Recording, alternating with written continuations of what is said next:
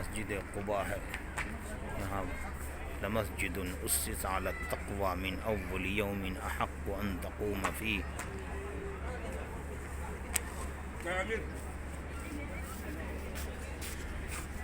یہ مسجد قباء ہے، الحمدللہ اس مسجد میں بڑی عظیم مسجد ہے مدینہ منورہ کی۔ اس مسجد میں بھی اللہ رب العزت نے عصر کی نماز پڑھنے کی سعادت عطا فرمائی۔ اللہ رب العزت